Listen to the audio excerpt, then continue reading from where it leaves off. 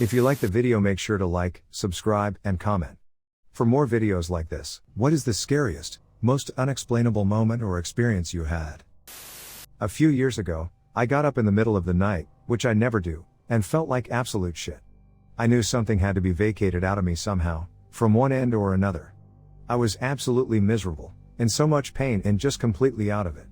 Obviously, I hadn't had enough to drink or eat that day, because I started hallucinating like no other.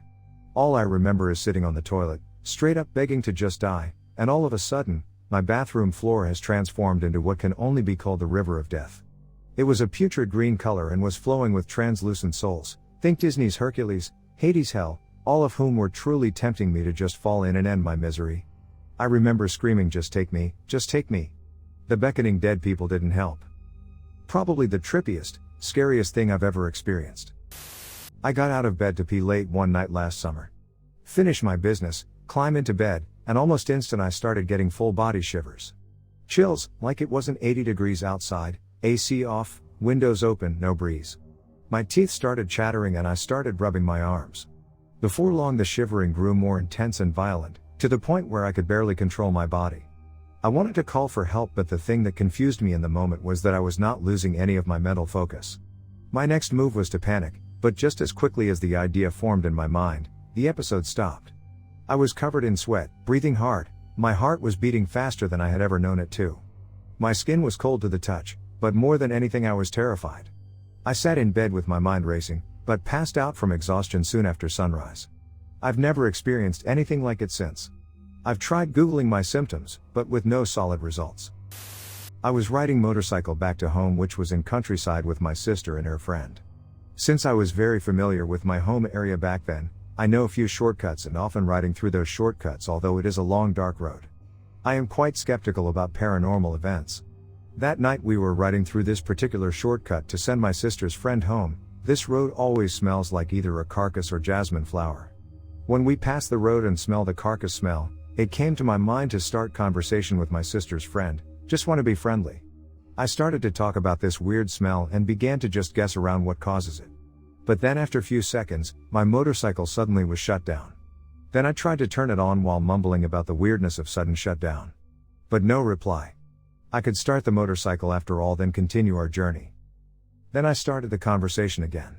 Just was trying to break the silence and trying to joke around too. Wow, it was kind of weird just now.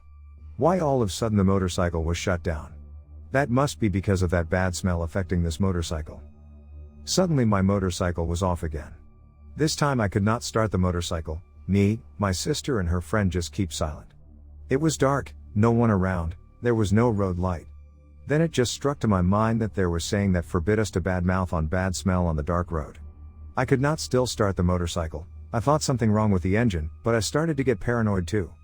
Feeling like something is coming from the other side of the road. My sister and her friend did not respond at all. I'd almost feel that they were not there. I began to imagine that they were not real, they just keep silent and give me cold look. There was no one there except us, and the wind gave a spooky effect to make everything more scary. Luckily after a few seconds somehow the motorcycle could be turned on. We then continue our journey without saying anything. We just keep being silent. Trying to be safe. I sent back my sister's friend home and then headed back home. I still felt scared back then and thanked that we were still okay. After we reached home, my cousin who stayed with us, opened the door to greet us. But instead of greeting he just stared weirdly at us. Then I asked him, "Why are you looking at us that way?" He replied, "Nothing, it is just that, there is something behind you guys like a thick smoke. I wonder what that is." I don't know if hallucinations during sleep paralysis counts as unexplainable, but I used to suffer from chronic sleep paralysis during college when I rarely slept for 8 hours at night and instead took frequent naps. My first attack of sleep paralysis. I was sleeping in my dorm during my freshman year of college several years ago. I woke up in the middle of the night, was able to open my eyes and look around, but could not move any other part of my body other than to breathe. I've read about sleep paralysis prior to this, so I honestly was not all that freaked out. I knew I was going to regain control of my body in a few seconds. While I was looking around waiting for that to happen, I looked at a pen on the ground across the room from me. After about 3 to 5 seconds of looking at it, the pen turned really fast and pointed towards me. I still could not move. After a few seconds, the pen then flew straight up about 2 feet into the air, maintaining its point towards my face. I still could not move. After a few seconds, the pen starts flying really fast right into my face. That's when I freaked out enough to regain control of my body and try to dodge the pen by sitting up. I looked around and the pen was still in its original place in the ground. Since then, I've gotten rare, multiple-month episodes where I would experience sleep paralysis like 2 to 3 times a month. 2 of the more notable ones. I was sleeping in top bunk, desk underneath, when I woke up unable to move. I was on my side and was dangerously near the edge, close enough to see that if I make a wrong turn and fall, my neck could easily get broken by the wooden backrest of my chair. I woke up and there was a floating severed bloody head looking straight at me. Every time I looked around, the head would move to where I was looking while maintaining the same distance. I closed my eyes because I got scared, but when I opened them he became slightly closer. This seemed to happen every time I closed and opened my eyes, so, for probably about the next 30 seconds, I had a fucking staring contest with a floating head until I regained control of my body. It's probably been close to a year since I last experienced sleep paralysis, though. This happened nearly 4 years ago, now. I get chills just thinking about it, to this very day. My group of friends, myself included, were spending a casual evening outdoors. We were in the backyard of one of my friend's houses. She had a large property. Night was beginning to fall. We were teenagers, and all of us had active imaginations and dispositions. As it got darker and darker, we decided that it would be diverting to play manhunt. It would be even harder to play in the dark, besides being more fun and more exciting. And so we prepared. We decided who would be on which team, and the game began. I was on the team of those who must hide and avoid being caught. Naturally, we all split up, to increase our chances of remaining undiscovered. I made my way across the property, searching for a suitable hiding place, preferably one with 2 quick escape routes. Finding nothing close to the house, I proceeded further along the grounds, eyes alert, searching. I began to jog, because I was worried that the opposing team would finish their countdown before I had a chance to hide. I kept my breathing even, jogging along, eyes flashing from side to side, searching. Finally, I saw the perfect place. At the far end of the property was a small metal fence, about knee-high. Beyond it was a wide patch of ivy, which grew from the ground and onto the trunk of a thick oak tree. I paused to consider the enormity of this oak. I looked up to the branches, swaying through the darkness. The wind blew through the leaves, and I began to feel an unexplainable sense of dread. I checked over my shoulder.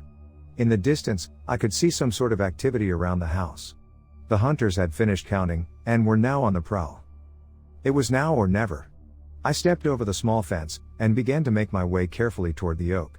It seemed as though the darkness gathered around me at that moment. The rising moon went out of sight behind a cloud, and the wide branches above me blocked the meager starlight. I took another step, and froze. A rustling sound came from behind the tree. It was crystal clear, piercing the silence of the night as though it were a gunshot. I didn't move, I didn't breathe. My heart pounded in my chest treacherously, threatening to give me away to whatever it was hiding behind the trunk of the tree. The seconds passed, feeling like hours. Finally, after hearing nothing for several moments, I started to relax.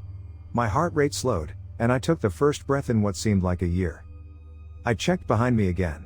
The hunters had ceased all communication in order to keep their position secret. I had no more time.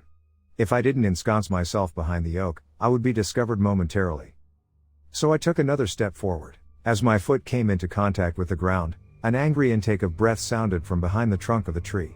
Before I could even blink, the intake of breath was replaced with a monstrous shrieking. The leaves of ivy around the trunk started to shake, and then spread apart, as something lunged at me, so quickly I could not even follow it with my eyes. Panic took over me.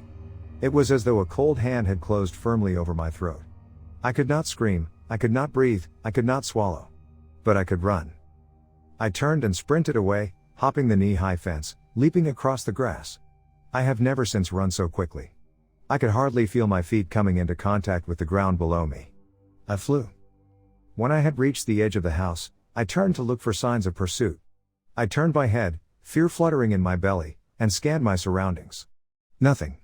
I had made it, and I was safe. My heart pounded loudly, my breathing was ragged, but I was safe.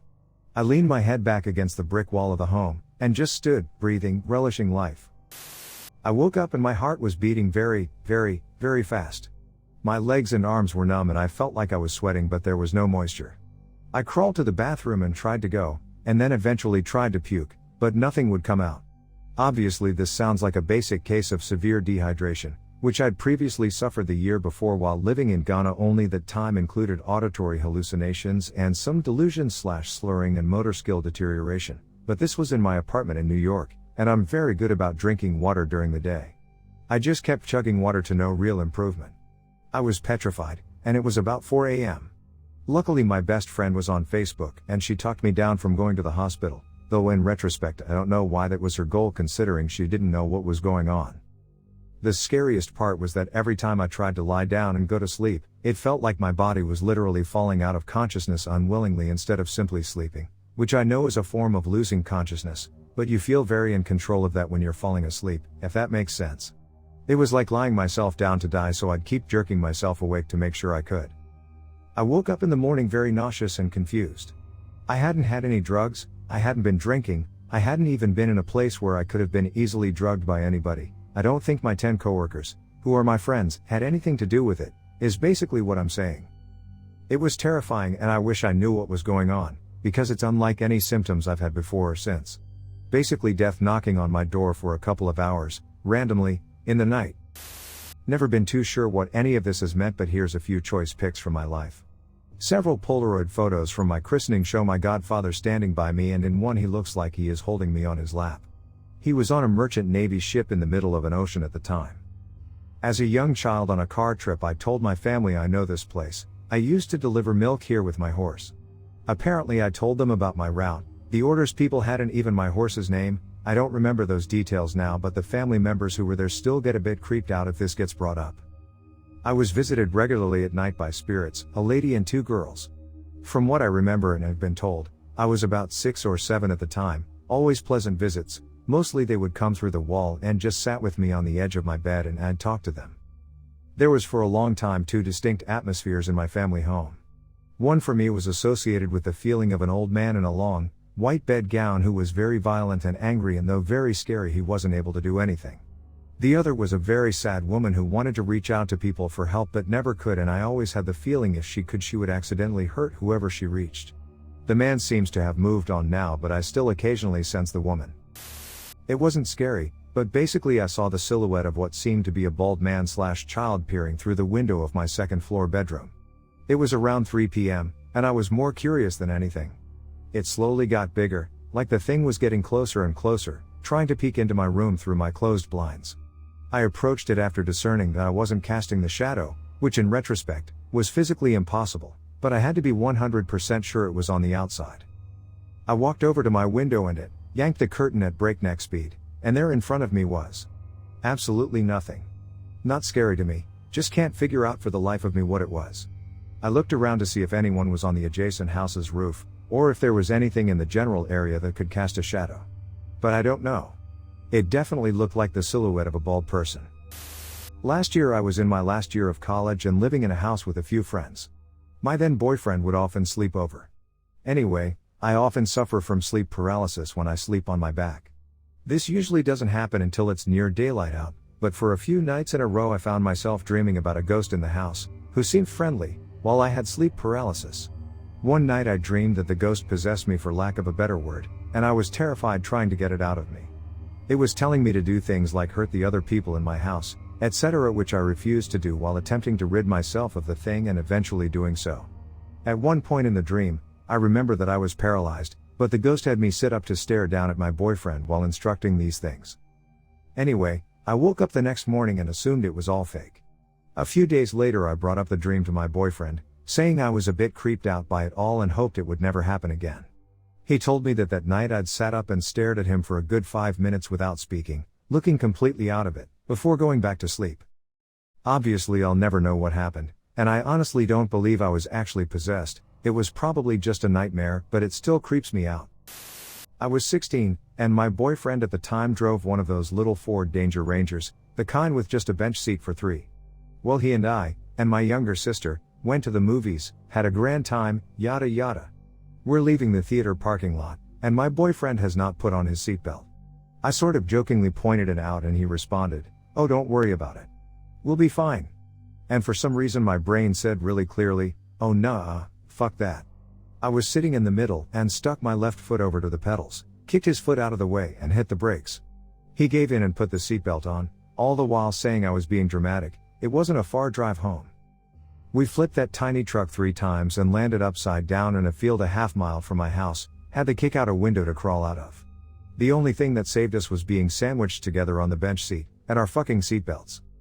I don't know why I insisted he stop before we left that parking lot. I'd never really given a damn about who wore what before then, and remember the thrill of unbuckling my seatbelt for a few moments on long car rides when my parents weren't paying attention when I was younger, but something that day told me we had to be buckled in. I fucking saved our lives, man.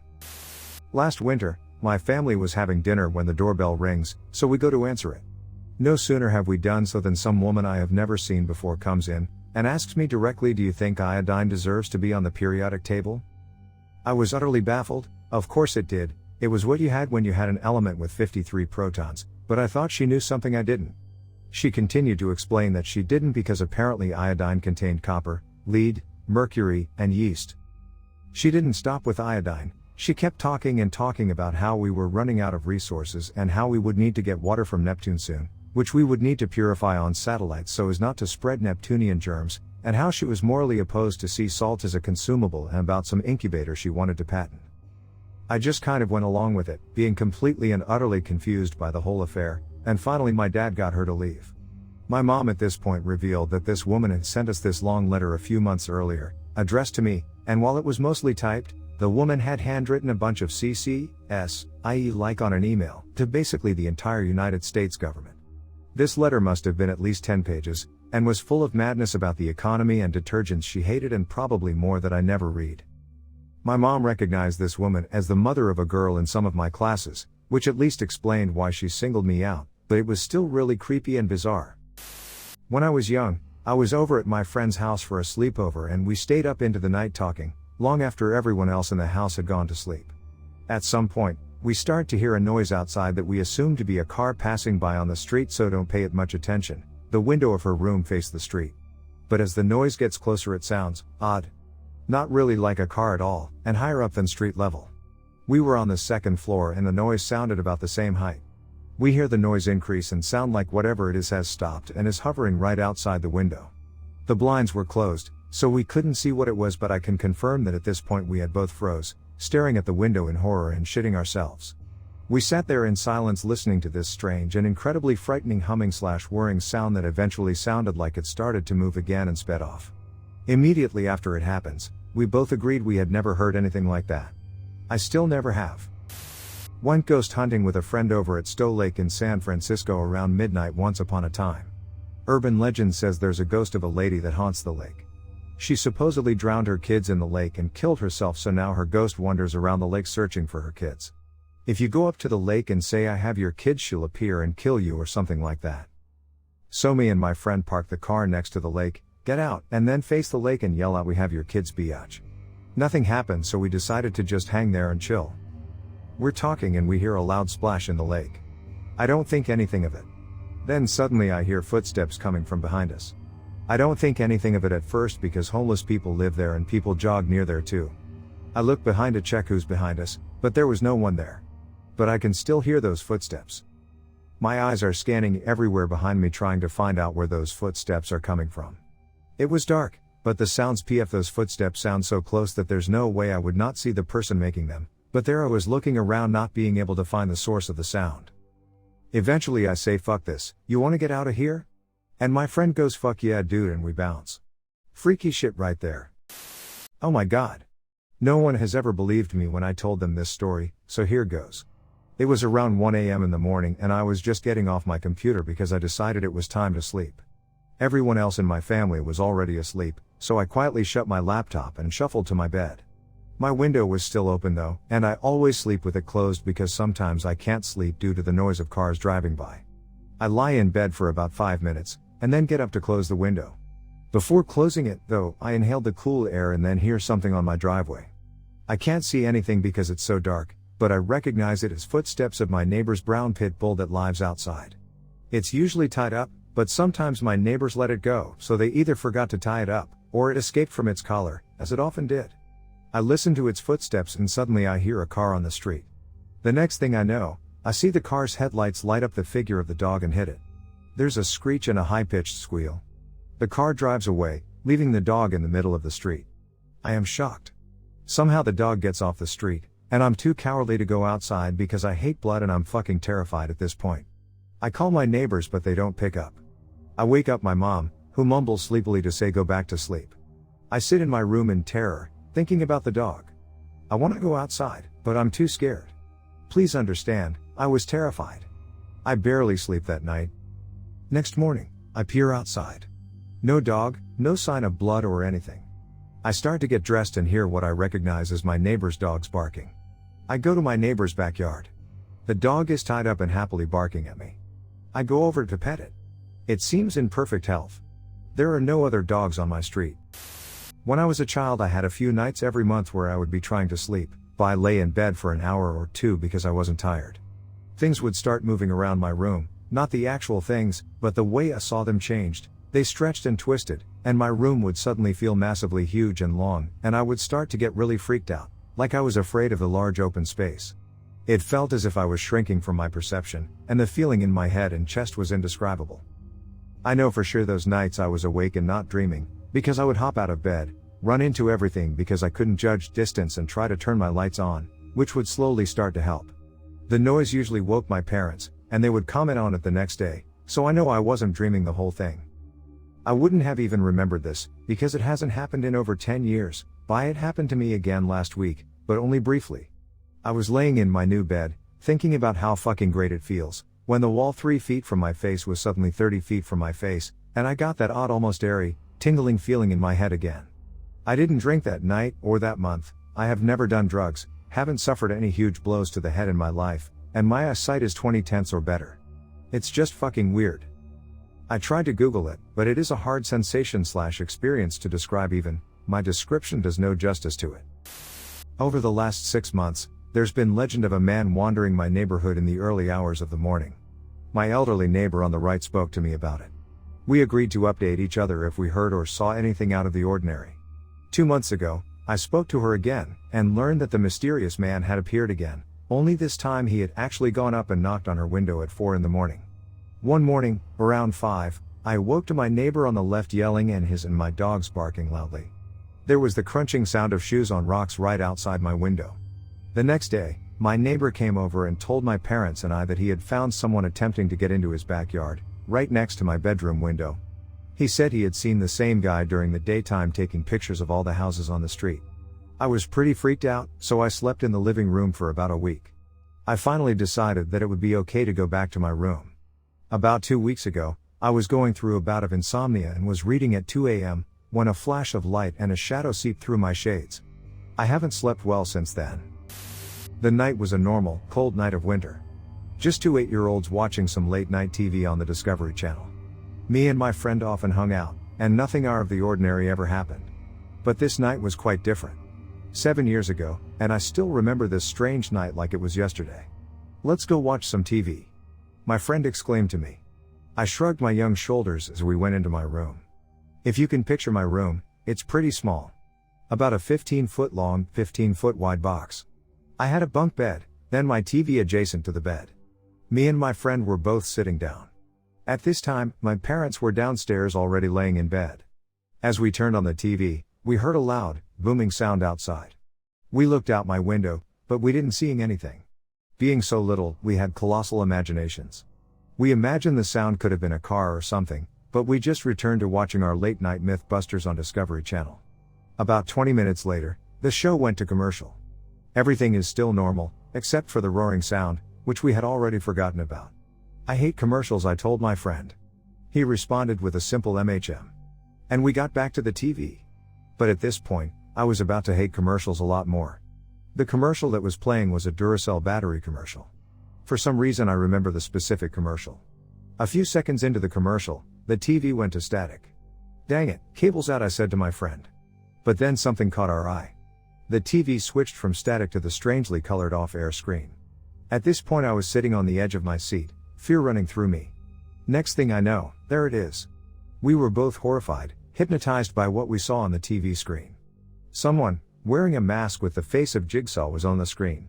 Yes, the Jigsaw from the Saw horror movies. Tears filling my eyes, I grasped my chair tightly, not knowing what was happening. "Do you see this?" my friend asked me. I went a whimper of a yes and looked back at the screen. "Hello there, boys," the face said to us. I wanted to bolt for the door, but I was like a deer in headlights, frozen to my chair. The face then said, "Don't be afraid. I only see you." And reminder, although this only lasted about 20 seconds, it was the most terrifying 20 seconds of my life. After his last message, the screen returned to the off-air screen and then static, then back to the Duracell commercial. We both ran, arms flailing, screaming, downstairs. Not looking behind us, we hobbled down the stairs, falling over each other. My parents asked what was wrong, so we told them. They said it was our imagination and to ignore it. We didn't. We went into our side room and built us a state-of-the-art pillow fort to protect us. There we slept, not returning to my room the next day. To this day, when me and my friend bring this topic up, we both just laugh it off nervously. Once me and him did converse about it, and he says he remembers it too. We both still have no clue what we saw that night, though. Thanks to this creepy man, nowadays when I hear static, I have a mini panic attack. This always makes me wonder what we saw that strange night. One summer after my sophomore year in high school, I stayed indoors and went on a 3-month computer binge. I didn't have any friends and my family left me to my own devices, literally, so I was practically in solitary confinement with all of mankind's knowledge in front of me. A week goes by and my sleep patterns are now exclusively nocturnal. Sleeping later and less, coupled with caffeine abuse, lack of natural light, and lack of human contact, is starting to take a toll on my psyche, but I was too busy with whatever I was doing at the time. I started noticing small things in the corners of my eyes. Shadows moving and things floating. One night in particular, I turned my head and saw a full dark humanoid figure standing behind my door, only to vanish after blinking. By then I was also getting audio hallucinations whispering my name and telling me to sleep. I knew they were hallucinations and they did frighten me, but I knew they couldn't hurt me, so I put on my headphones and started blasting some music. Days would pass by without me even knowing. My window was boarded over because I hated having a sunlight glare in my monitor. Sitting in front of my magic glowing bow in my pitch black room, I was working on improving my programming skills when things started getting really weird. I started to feel things touch me on my back. Like someone poked me with their finger or a swarm of cockroaches are dancing across it. I had to pause every few minutes to scratch my back. I knew there was nothing haunting me, even though I was still seeing dark shadows out the corner of my eye. It was unnerving knowing that I was hallucinating so badly, but I was busy with my studies. I started reading about philosophy because it was a topic that interested me. It was probably a bad idea to do abstract and potentially worldview-altering thinking in such a demented state as I was in at the time, but I went ahead with it anyways. I was reading up on ontological topics. I read through Descartes' stuff about how everything you know could be a lie because a malevolent being could be feeding input to your senses and warping your logic. I started debating with myself about these topics by essentially having a chat with myself in Notepad. An untold amount of time has passed and I eventually collapsed and went to sleep on my desk. Once I woke up, I checked the time and chuckled because I haven't been keeping track of time, so checking it would be meaningless. I looked at my monitor and I was shocked. I must have written 50 pages of barely coherent ramblings. The conversations I was having with myself were getting stranger and stranger the further I read. I was disturbed by the content of some of the writings. It was as if my subconscious just spilled over on the page. I sounded crazy, things about leaving the flesh and nonsensical ramblings like I am yourself and he knows that I am. The simulated dialogue really added to the creepiness of it. I think that night, or day, I'm not sure, I truly believed that I was talking to someone and they were talking back to me, except I know that I was both people. I closed the text documents and deleted them in an effort to forget the whole thing ever happened. In retrospect, I wish I didn't, because it's not easy to come across psychotic babbling in plain text form. I continued with the usual routine of staying up several days before crashing. I got to what was probably a day and a half from when I last woke up and I was having all the usual hallucinations again, except this time there was something else. The audio hallucinations sounded more intelligent. I immediately knew what it was. All the talking to myself through Notepad while in a state of psychosis is somehow still present. Although frightened, I was intrigued by this new voice. I tried communicating with it and found that it felt the same as the long session of talking with myself several nights prior. He was basically a clone of myself and I just sat there talking with this hallucination in my head. At last, summer came to an end and so did my unhealthy lifestyle. I stopped talking to the voice and ignored it because I had things to do. The voice disappeared and I wasn't having any more hallucinations. Sometimes though I'll ask an internal question, do I want cake or ice cream? And it answers itself. I live on the east coast of the US and work at 5:30 am, so I went to bed. First I have to explain the location and legend. There is a place we around here all call the Little People Village. The story goes that a man went insane and thought he saw gnomes, fairies, pixies, it varies by person, and decided to build a village for them as well as a throne for him to oversee their comings and goings. He put intense detail to each of the homes. I can attest to seeing 3 semi-dilapidated buildings that still showcase his immense talent. Time went by and he died. It was turned into a side street attraction and inevitably abandoned. Rumors spread that if you sat in the throne you would die in 7 years. Enter my sister, friend, and myself. We found out where to go and headed out, cheap digital recorder and 5-megapixel camera in hand. We got there and promptly ignored the no trespassing signs. After a nerve-filled walk, and bunches of, did you hear that being thrown around, we found the start of the houses. Eventually we got to the throne. We took some pictures and my friend sat in the chair. We took a picture of him sitting in it as well. We left no harm done. We got back to my place and examined the photos. Dust orb after dust orb showed up. Then we got to the throne. I'm getting nerves just thinking of this. In the center of the throne was a ton of mist, previously unobserved, and in the center of the throne the mist made out a clear face of an old man. The next photo was of my friend in the throne with the same mist coming out of only the top of his head. It put legitimate long-lasting fear in me. It didn't stop there though. About 6 months to a year later my friend went to the hospital with severe stomach pain. They figured gallbladder was to blame. They were partly correct and it most likely caused the pain, but they also found small tumors on his pancreas. He is doing well now, but it really put a fear in me that till this day remains. When I was about 5 or 6, I was with my neighbor who was also my age playing in her front yard. Her house was directly beside mine and at the bend of a long, L-shaped street. That day, 2 cars came screeching around the corner, and, because they were going so fast, one drove up the curb and partially onto the lawn. The second stopped in the middle of the street and both drivers quickly got out of the car. The second driver had a crowbar and as the first driver attempted to punch him, the second driver slammed him in the head with the crowbar. The first driver fell to the ground and the second driver drove away quickly. All of this happened within a span of less than a minute or so, and luckily, my neighbor and I were fairly close to the front door and about 30 feet away from the scene when it happened.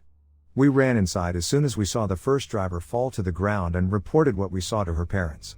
We weren't allowed outside for the rest of the day, but we watched from the window as the first driver slowly got to his feet and drove away too, and then later as the police arrived to file a report. I don't remember anything happening after that regarding the incident, but I remember being terrified for weeks after that the second driver would track my neighbor and I down and kill us for having witnessed what happened.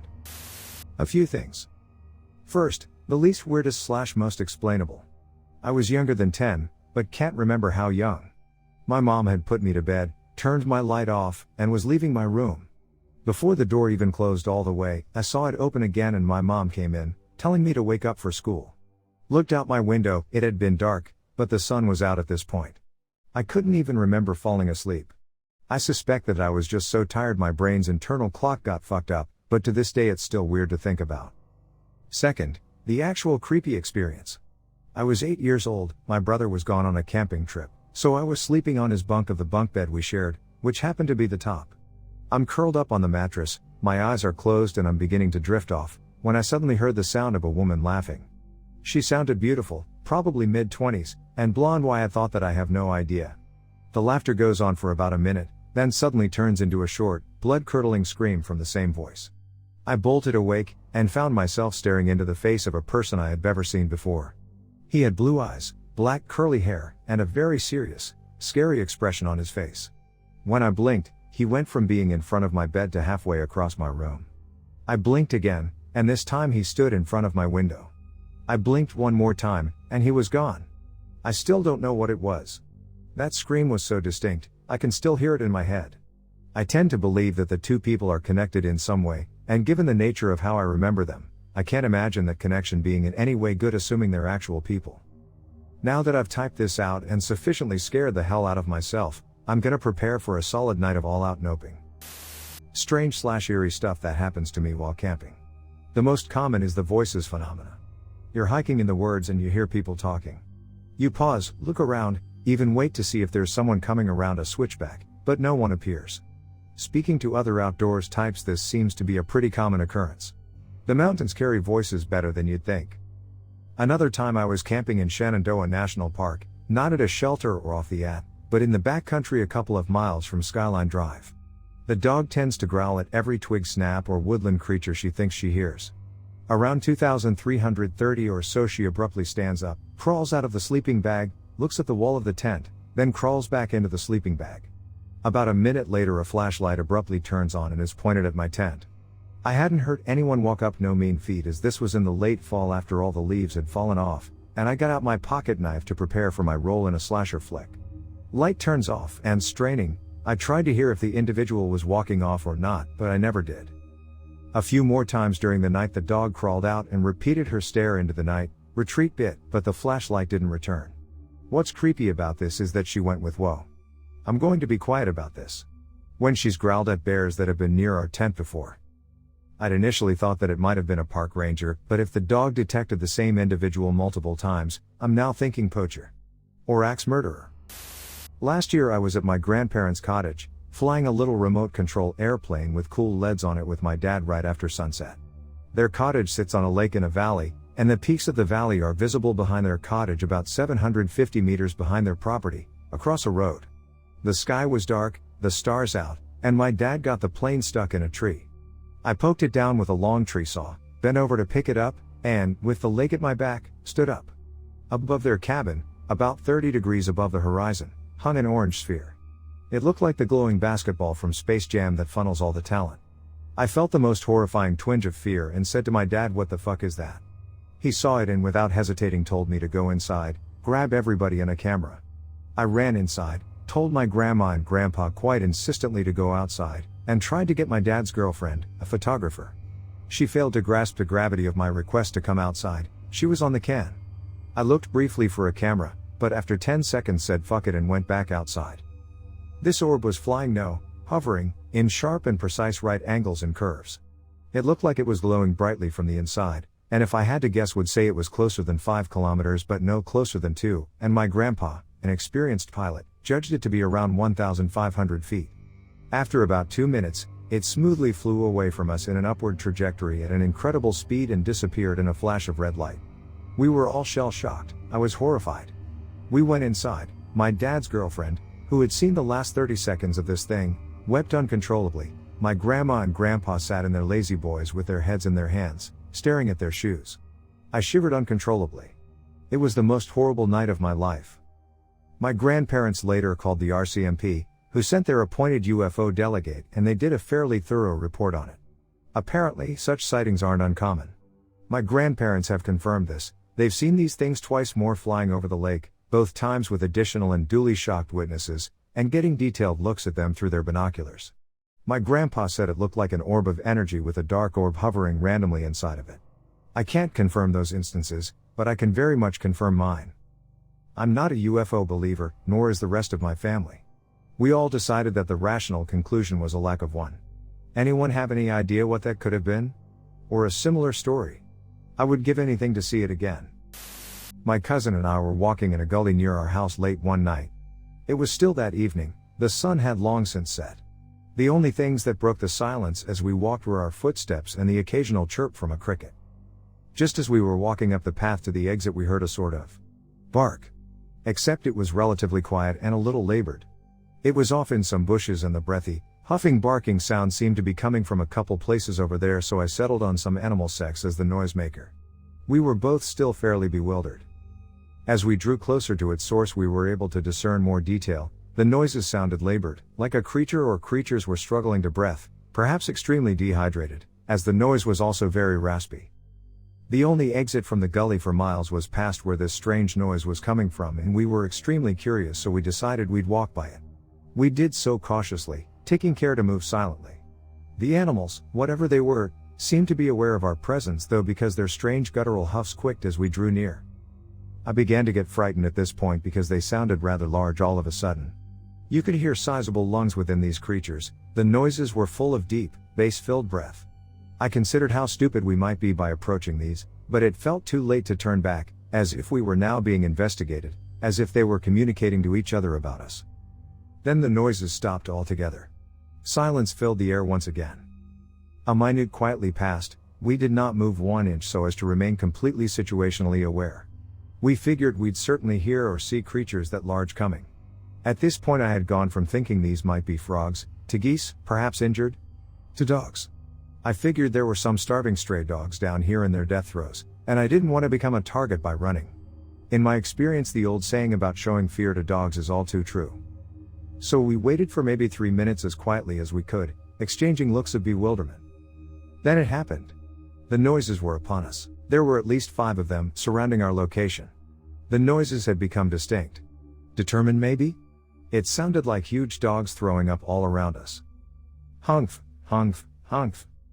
There was nothing to see. It sounded as though they couldn't be more than 5 feet off at this point, so, with safety in mind, we started walking, cautiously. As we walked they trailed behind us. It was very creepy. All too much like being knowingly stalked.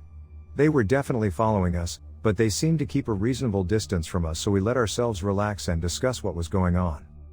All of the time, behind us in the distance, humph, humph. Nothing was decided. My cousin and I agreed they sounded like animals in pain, but that was it. They did not make sound when they moved. They didn't seem to have a footfall, and when we stopped we realized they could move very quickly, for the noises caught us soon. I've never listened so carefully. Also strange is that when we would stop talking, they would stop hunking. They were catching on to how humans work, it seemed, and I felt like a sloth in a tree with a leopard. They were superior movers.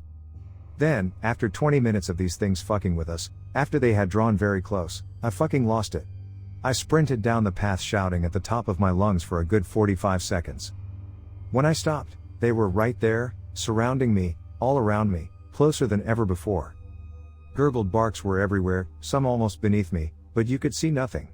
They sounded ravenous. It seemed like they must be spewing putum with every sound. The noise was deafening. My cousin caught up, trying to tell me that they had left. When he realized they had somehow silently chased me without either of us realizing it and kept up an incredible pace, we ran and didn't stop until we were home. To this day we have no fucking clue what those were.